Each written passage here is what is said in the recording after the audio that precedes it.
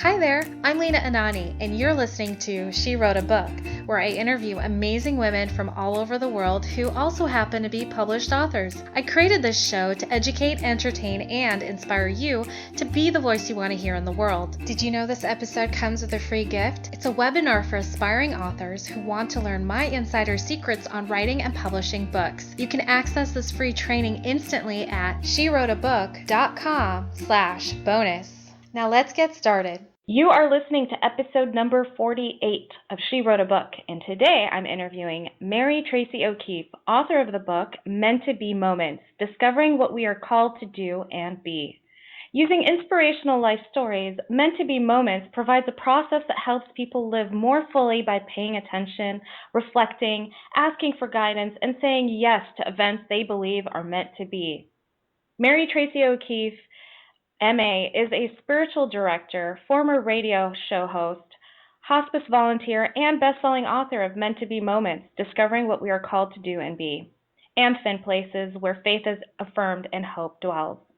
Again, her book is called Meant to Be Moments, Discovering What We Are Called to Do and Be. You can find the link to purchase her book in our show notes for this episode at SheWroteABook.com/48.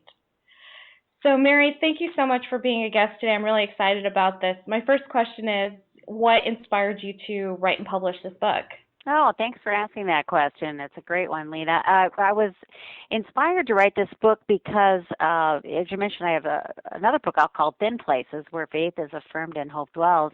And frankly, after people read that, it was kind of a memoir about what my family observed as we lost both our parents within 3 months, and we had a lot of these signs that they were still involved in our lives. And after people read that book, they sent me their stories, or they shared them when I give talks. They would share them, and oftentimes they would use the word. It seemed like this experience was meant to be or happened for a reason. And so the book is a collection of those stories. And so the subtitle says, Discovering What We Are Called to Do and Be. Are these short stories about people who are, find their calling, find their purpose? It is that, and yes, those are some of those things. So some of these signs seem to be guiding you or directing you to do something. But it also is about those times where you aren't being called to do anything at all. You are not required, you're invited to just be. So for an example, if something happens after someone dies, you see a rainbow, or maybe you hear a message that seems to be from them. There's several of those kind of stories, after death stories. There's nothing that you have to do at all, but you are invited to allow yourself to be comforted by those sort of things. Why do you think it's important to allow yourself to be comforted by those moments? That is why they're happening, I think. They're a gift from God, if you believe in a God or a higher power. They're a gift from the person that you've loved and lost. And they, I believe, our deceased loved ones are communicating with us all the time. And if you allow yourself to be comforted by those experiences and have your hope in something greater than us, something beyond this lifetime, life is just better for you. And I think our loved ones that have gone before us would want you to feel that comfort and love from beyond this lifetime. Beautifully said. I like that. Do you have a moment in your life or a memory from your life where you experienced something like that? Absolutely, and many experiences. For example, after my dad died, it was a month after he died, and I had been kind of writing down these experiences that we'd had. I have 9 siblings, and we'd all had little things happened as he was dying, things like coming out of the mortuary during the wake, and there's a big rainbow there. And I was writing these things down, and a month after he died, 2 months before my mom died, I woke up one night and I just heard a voice in my head, and it said, "You must write." And I thought, "Dad, is that you?" And then, as if to answer that, my hand literally spelled out in sign language, "You must write." And I had learned that when I was a high schooler. I was waiting on some people that were deaf, and I just kind of learned how to spell. Anyways, it spelled that out. And so that was a definite, to me, I interpret that as a sign from my dad, and it motivated me to pursue the writing and actually get my first book published. That is incredible. I love that. Thank you. So, who is your book for? Who do you think should pick up your book? Well, the second book, the one that we're discussing, Meant to Be Moments, is really for anybody who's, especially people who've had their own experiences, their own, things that they've happened, coincidences, synchronicity, intuitive promptings. They've had their own experiences, and they kind of wonder, what does this mean, or what should I be looking for? So really it's for anybody who is seeking to understand their own experiences, have them affirmed, and it is somebody on a path of spiritual growth, desiring to want to become closer, to God, and what the wishes are for us with our lives. What should we be doing with our lives? What kind of hesitations do you think someone would have before buying your book? Oh, that's a great question. The hesitations they might have are that some of these things are miraculous, maybe break the rules of nature sort of thing. And so if there's somebody that's kind of set in their ways and always, are heeding what the rules are and that sort of thing, this might be a little bit of a stretch for them to think about things beyond just what our five senses provide for us. But I also think that those are the people that are most in need of the messages, because it is about being open to things that are, kind of a stretch for our day-to-day existence. Does your book get religious at all, or is it more of a spiritual umbrella? Definitely more of a spiritual book, but the religious part enters into it in the sense that the stories that I have collected very intentionally are from people from all different faith traditions. So often they would say, well, I'm Catholic, or I'm Jewish, or I'm agnostic, which of course is a belief system.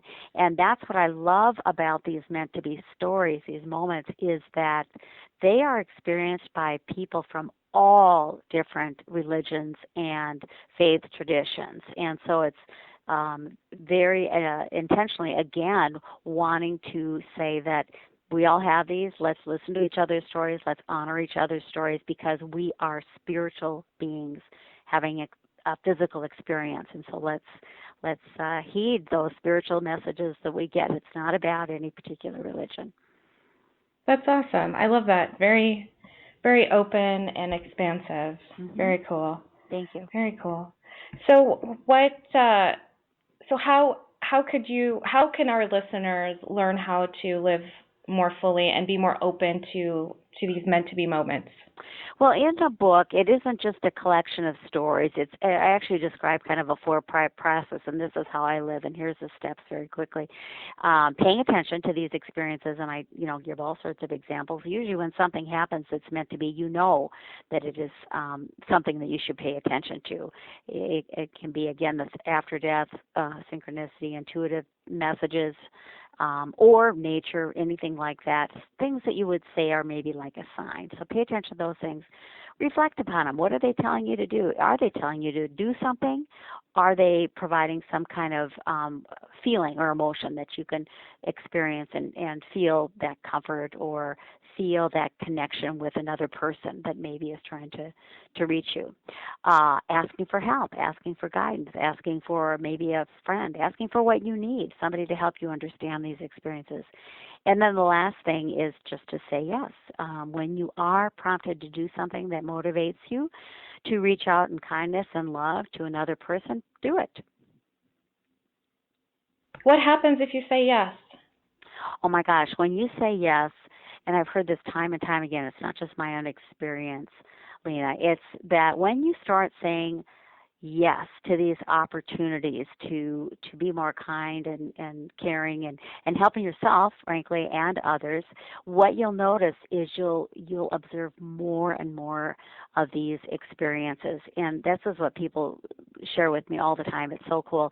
And if you believe, as I do, and many others do, that some of these experiences, if not all of them, are from God or higher power, it almost becomes like a dialogue where you're not just asking for stuff, you're not just praying and asking, you're actually getting messages back and responding to them. So it's like you're in constant communication with the divine. Beautiful. And so, so you've been in communication with divine. I'm sure this has been like you said, you were inspired to do this. It was a meant to be moment to start writing. Mm-hmm. What do you love most now that you're an author? What do you love most about being an author? The part that I love most about being an author is not the writing at all. It is speaking to people like you, Lena. I had a talk on Saturday, for example, and I love hearing the stories, whether they come up to me afterwards.